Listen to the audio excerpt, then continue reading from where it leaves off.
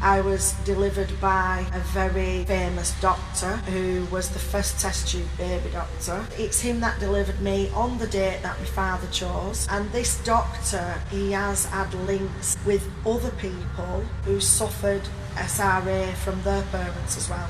We looked at St Edmund's Church, and it's got quite some history of Freemasonry, hasn't it? It has. Oh, there were no crosses. The shape of the church, it's built in an octagon, and he said there was tunnels underneath. It's right near Cyril Smith's house. If you go in a straight line across is where this doctor's house was. Then across from the park, if you go in a straight line, is the Commons. Yep. So from this church, you've got a long, very straight run where nothing's been built on. And he had a pentagram on the floor. He'd have the candles out, and there'd be two other men there. They'd have masks on. I used to stand there in the middle of the pentagram. He'd have me in a white nightie with nothing else on. I can remember having freezing cold feet. Why? Why is that? It's to do with the energy.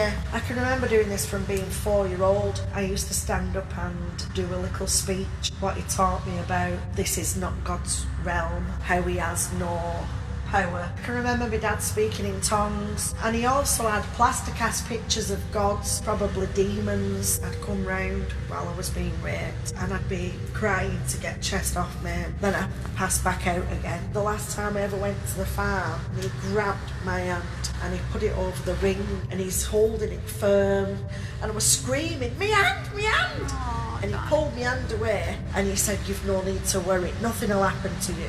And they had puppies, and they chopped the heads off the puppies with a spade. He wipes all the blood on the chin. So it was always the bloodletting. He'd bite my lips until it bled, and he'd suck my blood out my lips. And they put a dog in the oven, and I ran out the house. Every day of my life since then, I've thought about that girl who bought you at that farm. Are they still alive? Did they kill them? What you see in horror films. That was our childhood. Satanism is real. They are out there. You need to be turning to Jesus.